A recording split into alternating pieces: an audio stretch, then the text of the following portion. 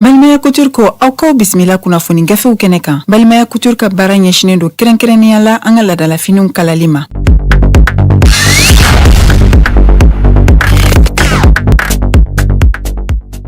Joliba TV News filɛbaw an ka foli ni tanuni an b'o di aw bɛɛ lajɛlen ma aw minnu bɛ ka radio Joliba lamɛn limanaw an b'a fɔ dantɛ foli min na ka yira k'a fɔ ladala jɛmukan min bɛ sigi aw ye don o don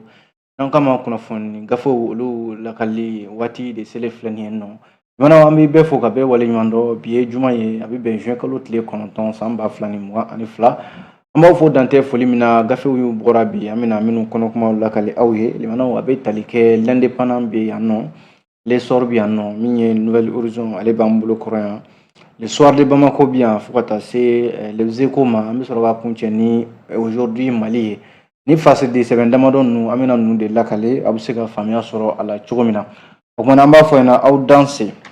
Mana au gafe minu bambolo koro avec talike l'indépendant amba damnani allez. L'indépendant ya iraka foko Burkina Faso jamana kaye ganga goshi kanyeshi mi aywa min bɛ banbanci wale damadɔ banbancikɛlaw ayiwa olu maa damadɔ bɛ yen Burkina jamana wulilen bɛ olu nɔfɛ bi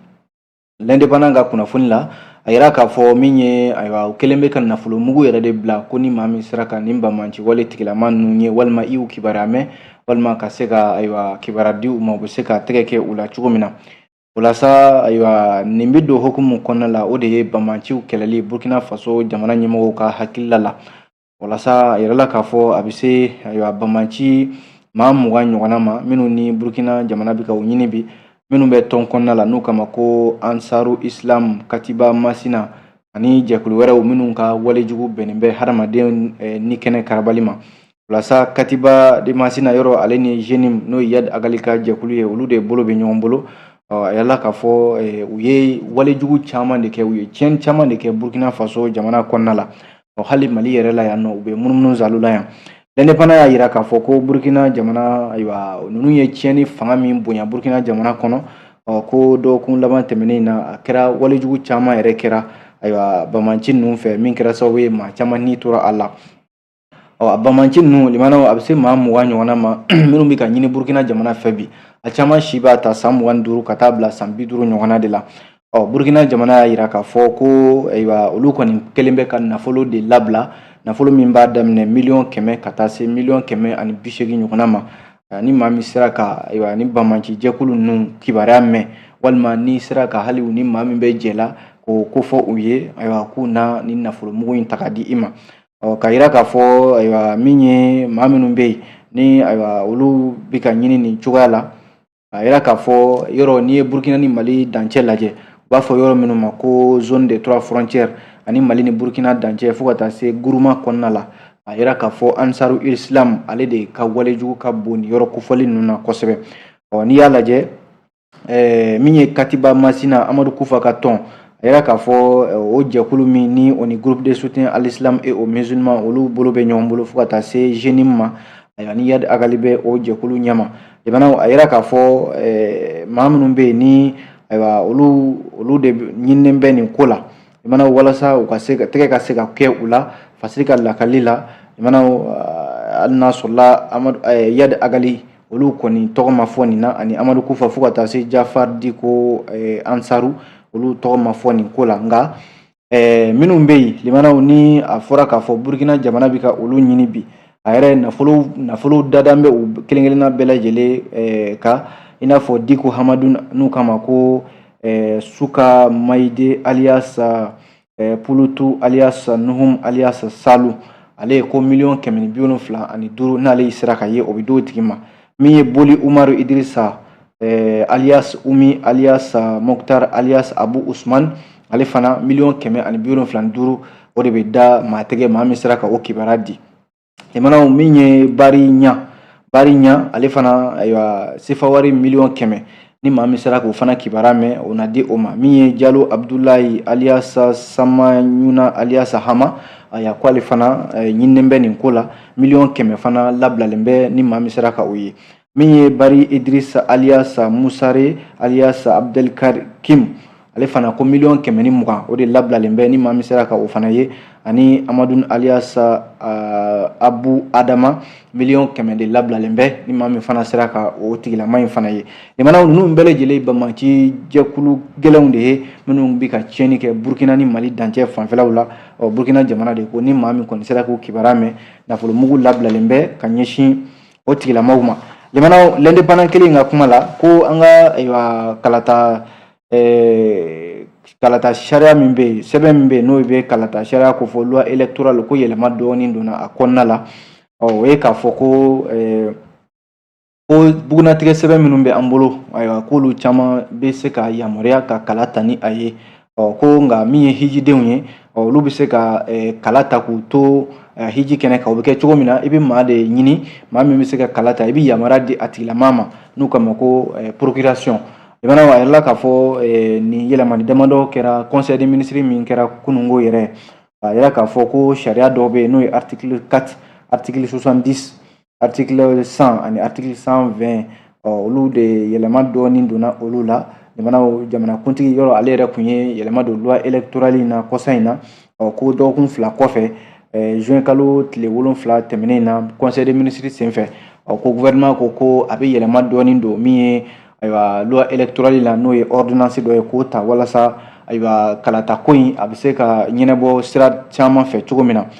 o de la n'i ye jateminɛ kɛ ko gouvernement ye a laɲini ayiwa ko bugunatigɛ sɛbɛn bɛ n'u k'a ma ko carte d'électeur biométrique ko bɛ se ka bila carte nationale d'identité biométrique sécurisée o nɔ na walasa n'i y'a lajɛ yɔrɔ nin waati in na sɛbɛn minnu bɛ maaw bolo i n'a fɔ carte d'électeur biométrique passeport carte nina ka taa se carte d'identité carte nationale d'identité ani carte consulaire fo ka taa se permis de conduire ma livret militaire ani livret de pension civile ani militaire ko ninnu de ye sɛbɛnw ye sɛbɛn minnu bɛ se ka yamaruya limanaw ka se ka kala ta ni a ye limanaw ko sɛbɛn kura minnu dilanla n'o ye kalata sɛbɛnw ye carte d'électeur ko a miliyɔn 8 murumuru 4 ɲɔgɔn na o de dilanlen bɛ sisan i n'a fɔ jamana ɲɛmɔgɔw ka kibaruya bɛ a ɲɛfɔ cogo min na l'indépendant kɔnɔna la ko kalata kɛ yɔrɔ n'o ye centre de vote ye o 13 ani 240 o de fana dilanlen don sisan ani bureau de vote o 24 ani 4 ani 410 ani 6 ɲɔgɔn na olu de fana bɛ sen ka kala bɛ se ka ta yɔrɔ minnu na limanaw nin de ye kunnafoni koloma yɔrɔ yɛrɛ ye ayiwa maa bɛ se ka kala turu min ka kalata n'o ye référendum ye a ɲɛbilaw la nka l'indépendant ye a ka kunnafoni kuncɛ ni min ye o ye k'a fɔ kalata sɛbɛn kura minnu filɛ n'o ye carte d'électeur biométrique ye a kɔni kuma fɔra k'a dilanlen bɛ yen ko nka halisa a dili kɔni ma daminɛ i n'a fɔ maaw bɛ a fɛ cogo min na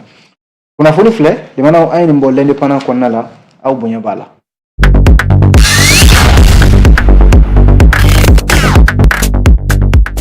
n'an bɔra l'indépendant kɔnɔ fasiridi sɛbɛn min n'an k'a ma ko l'essor limanaw ko bi Kayi terrain bɛ bɔ Kayi k'i kunda Bamako kan ayiwa nin kɔni ye nisɔndiya de ye Mali kɔnɔna la bi sabu terrain ye jɔli min kɛ kabi san 2018 ka n'a bila bi la ayiwa terrain kɔni k'a wulila k'i jɔ ko terrain na kule ayiwa Bamako ani Kayi cɛ bi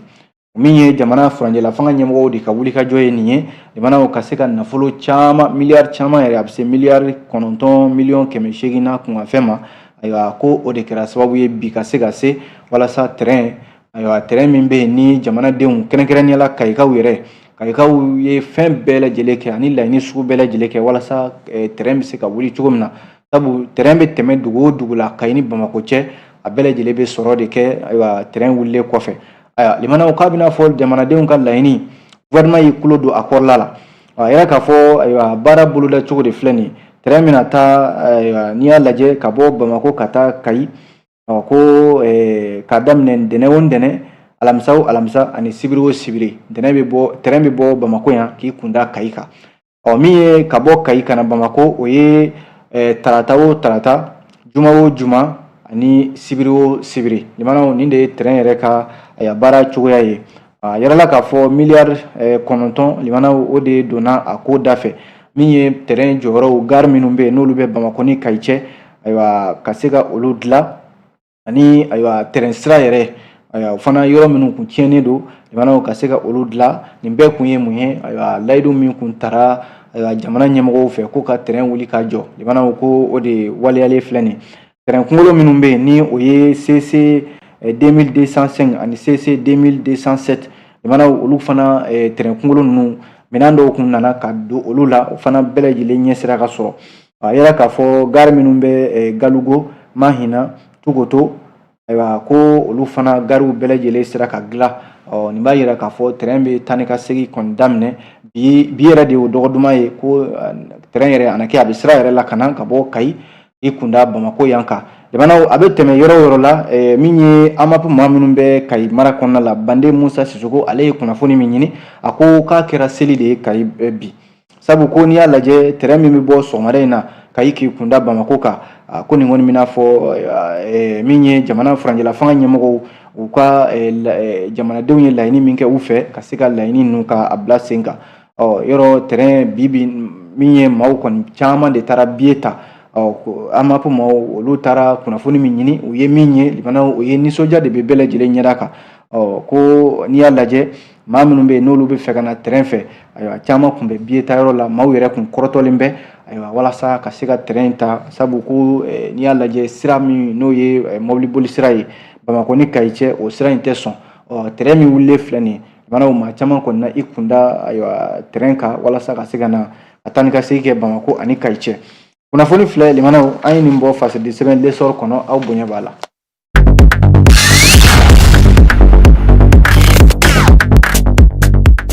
an bɔra lesɔr kɔnɔ min ye Nouvelle Horizon ye an b'ale ta limanaw ko kunungo balontan yɔrɔ min bɛ an fɛ yan n'o ye stade du 26 mars ye maa minnu bɛ yen ni olu ko k'olu bɛna kala ta k'a fɔ k'u sɔnna ayiwa min ye référendum ko la ayiwa jamana sariya sunba kura ale de ko don juin kalo tile 18 natɔ ye ko kunungo olu ye ɲɔgɔn sɔrɔ ayiwa 26 mars la ayiwa ko nka 26 mars u ye fankelen fa ka fankelen to yen ko nin bɛna fɔ u ka laseli ka ɲɛsin ayiwa kalata ma ni bɛɛ lajɛlen ko référendum ko minnu bɛ yen ni olu yera kɛnɛ kan a bɛna fɔ nin ye olu ka taamasiyɛn de k'a fɔ k'u sɔnna référendum ko ma walasa ayiwa minnu bɛ yen n'olu bɛ wuli ka jɔ la ka min ye juin kalo tile 18 ma kɔnɔ a jɛkulu ɲɛma premier ministre yɛrɛ docteur Choguel Kokala Mayiga ale tun bɛ a jɛkulu ɲɛma ka taa se gouvernement maa caman ani CNT yɛrɛ ɲɛma n'o ye colonel Maliki Jaw ye ale yɛrɛ de tun bɛ ka jamanakuntigi nɔra bila a ko kɛnɛ kan yen nɔ jamanaw ni maa min tun bɛ kɛnɛ kan yen ni kun ye ministre fɛn fɛn tun bɛ yen nɔ ko a bɛɛ lajɛlen tun bɛ fini jɛma de la fini jɛma in tɛ dɔwɛrɛ ye ko k'a yira k'a fɔ an sɔnna ayiwa référendum ko ma sabu ni kala bɛ ta i b'a sɔrɔ fila de don kelen ye bilenman ye kelen ye jɛma ye jɛma b'a yira k'a fɔ ko n sɔnna bilenman in de b'a yira k'a fɔ ko ma sɔn o de la ministres bɛɛ lajɛlen ye fini jɛmanw don kunungo société civile maaw ka taa se ayiwa politique tɔnw a n'a ɲɔgɔnna caman hali diinɛ ɲɛmɔgɔ caman tun bɛ a ko kɛnɛ kan min ye an ka Bamako sigida Seydou Sangare ale de tun bɛ ka chef de quartier olu nɔra bila ale kumana olu tɔgɔ la a y'a yira k'a fɔ ko a bɛ foli di bɛɛ lajɛlen ma maa maa nana stade 26 mars la ko nin b'a yira k'a fɔ ayiwa référendum a n'a san sɔrɔ juin kalo tile 18 natɔ in na min ye Ibrahima Ndiaye ale bɛ diinɛ minnu faralen bɛ ɲɔgɔn kan chrétien diinɛ ni silamɛ diinɛ ko olu kɔni ye constitution in kɔnɔna u y'a kalan k'a dɔn ko laïcité ko kuma min bɛ ka fɔ olu kɔni m'a ye k'a fɔ k'a bɛ dankari kɛ diinɛ si la Mali kɔnɔ yan o de y'a to olu ko k'u na kala ta u n'a fɔ k'u sɔnna jamanaw min ye Mamadu Kulubali ale fana nana min ye politique tɔnw olu tɔgɔ la ale y'a yira k'a fɔ ko maa o maa bɛ yen ko e bɛ fɛ jamana in ka a ka jɔ sen kura ta n'o ye refondation ye ko ale kɔni bɛ wele bila bɛɛ ma bɛɛ ka bɔ ka taa kala ta ni référendum ko in ye walasa colonel Maliki Jaw min tun bɛ jamanakuntigi ale tun bɛ ka jamanakuntigi nɔra bila a y'a yira k'a fɔ ko jamanakuntigi y'a fɔ a ɲɛna ko a kana fɔ jamanadenw ye ko ayiwa baara camanba de kɛra ko nka ayiwa baara tɔ bilalen bɛ ka juin kalo tile 18 natɔ in de kɔnɔ o b'a yira k'a fɔ jamanadenw de makɔnɔnin bɛ kalata la walasa u ka se ka t'u bolo da ayiwa min ye wuli kan k'a fɔ k'u sɔnna min ye ayiwa kuma kuncɛ o ye société civile ɲɛmaa ye Burema Alaye Ture ale kɔni y'a yira k'a fɔ nin waati de ye waati min bɛ ni Malikura ale ganga gosira Malikura ganga min gosilen filɛ nin ye limanaw ko jamanadenw ka ɲɔgɔn sɔrɔ o sababuya don wa limanaw ko maa si tɛna se ka bɔ jamana wɛrɛ la ka n'a fɔ k'i bɛ Mali dilan maliden minnu ye ɲɔgɔn sɔrɔ nin ko in kan k'a na kɛ sababu ye bɛɛ ka don da kelen fɛ ka bɔ da kelen fɛ limanaw kunnafoni filɛ nin ye an ye nin bɔ fasedi sɛbɛn Nouvelle Horizon kono aw bonya bala.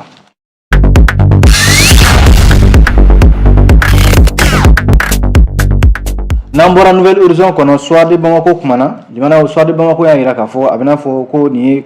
kaba peremanga de be URD konna labi sabu muna aywa URD mogo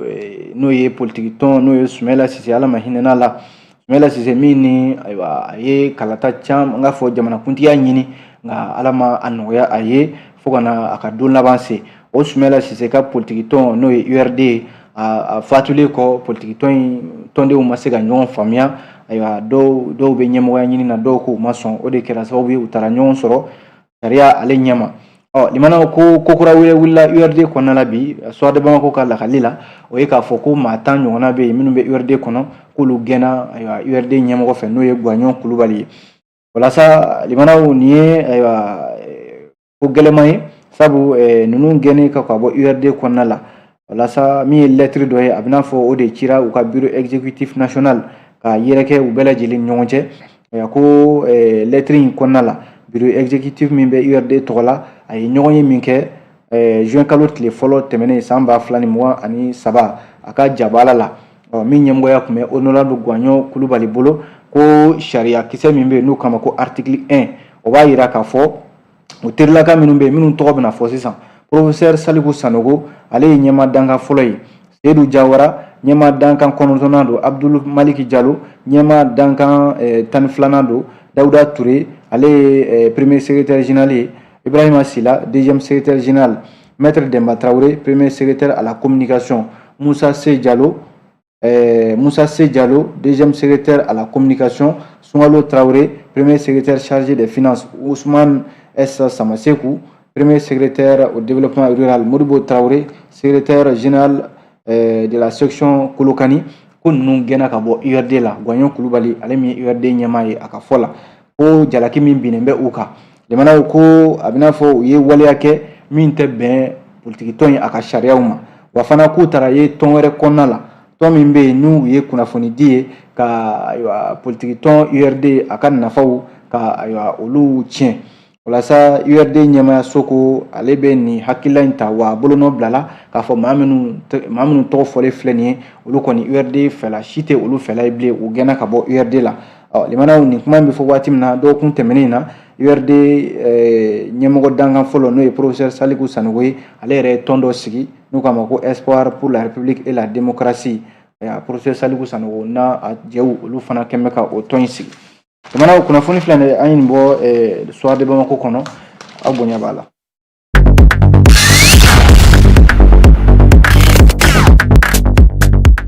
Nambora ino minye eko wele ambe do ale konna la fasir de seben ya ira ka fo aye nyingal deke limana ko anga kalandeum no ye lycée kalande minun be soro lycée konna la limana ko kalambolo do be kama ko filo aya filo kembe kalansin de bi mini anga demsenu no ye kalandeum ye uru fela tere sabu ko abina fo filo kalani aya bibi na anga kalanso kono mi kalandeum ye chaman tika ku fela ye nyingali min dambe o ka muna nin kembe anga kalanso konna la afoma ko philosophie yoro kalanse do anga kalanso konna la limana min blala senga ni sera lycée la min classe tan ani kilina aywa kalam bi damne yennodi akekunde kaseka aywa demseni yere hakili ka hakili bla nyefe walma ka hakili yakubaya hakili bi se ka barake ayre chogomina sabu kalanse mi ke sababu ka demseni hakili de bla mirila aywa ka se ka fenyini ka don aywa ka soroni amakeni salia yere o philosophie min flene limana min bi ka sigi senga anga kalanso konna la ayala ka fo akeme sababu bi ko kalande utika madon ala akeme sababu bi ko kalande umbi ka akena fo aywa kalansenda do mini yere nafa fuite akula wala sa limana ni jatemine ke ma chama ko ni hakilla di akoka kalande wo mi lokol karamo yo ali fasidi seben ni ngali yere ke na sorla aywa kalan di choya anga lokol karamo fe no o de tika ke sababu yere kalande umbi ka ban aywa philosophie la yoro philosophie fle abike sawi doni gire mana o de philosophie demsenu be ni demseni mi magodo ala mana akacha ala fe aywa doni nasrala ebike mai maminga doni abi seka bunya kosebe ko nga a bilala an ka kalanso kɔnɔ kilasi 11 na yɔrɔw la ko an ka kalandenw caman de bɛ yen minnu bɛ ka ayiwa ni philosophie kalan taabolo in kɛ k'a kɛ u tɛgɛ kɔ ye walasa limanaw n'i y'a lajɛ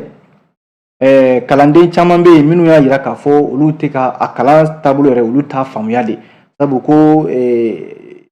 kalan in i b'a kɛ nka i yɛrɛ b'a kɛ nka jaabi i mago bɛ jaabi min na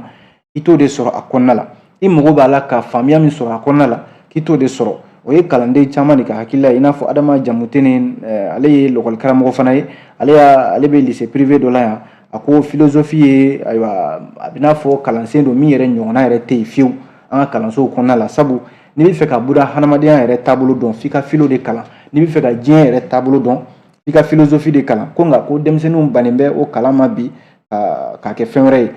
kalanden minnu bɛ yen ni olu ɲininkala i n'a fɔ Hawa Danbele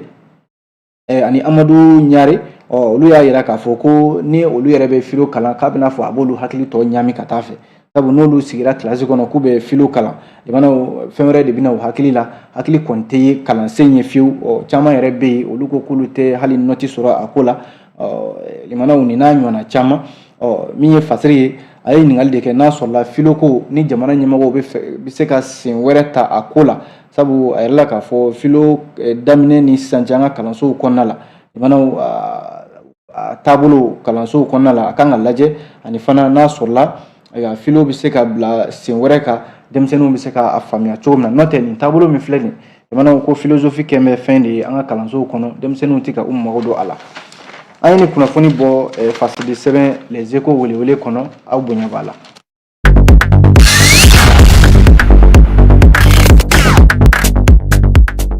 Limanaw an bɛ fasiriw lakalili kuncɛ ni fasidi sɛbɛn aujourd'hui Mali ye ale kumana a y'a yira k'a fɔ ko min ye chambre de commerce et d'industrie du Mali CESIM o ɲɛmɔgɔ min ni ale bɛ kaso la nin waati in na ka sababu kɛ ayiwa ko coronavirus bana waati ayiwa miliyari caman de tununna coronavirus bana ayiwa kɛlɛliko la Isufu Bacili a n'a jɛw olu minɛna ayiwa sariya tigilamaw fɛ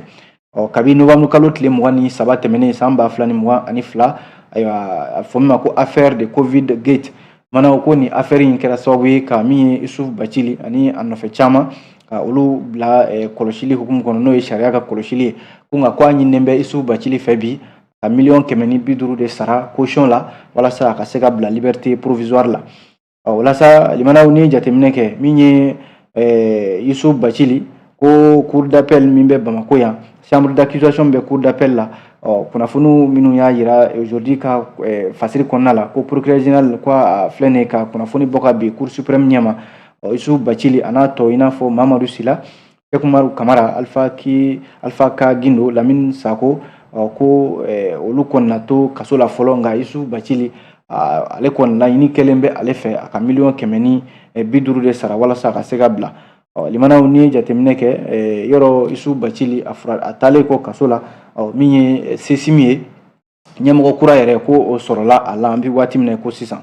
walasa min ye ɲɛmɔgɔ danga fɔlɔ yɛrɛ n'o ye Manju Sɛnpara ye ko a na kɛ kala tara ale ye n'i y'a sigi maa 100 ni maa 21 olu cɛla maa 200 ni maa 21 olu cɛla maa 200 ni maa 14 olu de y'u bolo wuli k'u sɔnna Manju Sɛnpara ye ale ka kɛ CESIM ɲɛmaa ye an bɛ waati min na ko sisan ɲɛmaa danga fɔlɔ o de nana kɛ ayiwa ɲɛmaaba yɛrɛ ye bi a ka danga fɔlɔ o ye Ba Seydou Sila ye limanaw min ye deuxième vice président o dira Mamadu Cɛni Konate ma ale yɛrɛ kun ye ayiwa waati latɛmɛ min n'o ye comité transitoire ye o tun b'ale bolo waati tɛmɛnen ninnu na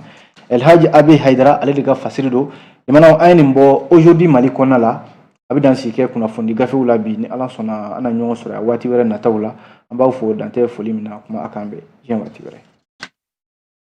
Ni kun y'aw ka kunnafoni gafew kɛnɛ ye ni Balimaya Couture ka dɛmɛ ye Balimaya Couture ka baara ɲɛsinen don kɛrɛnkɛrɛnnenya la an ka ladalafiniw kalali ma Mamadu Traoré fɛ yen ni bɛɛ ko Maduba nɛgɛjuru sira 76 11 63 88 66 66 51 37 97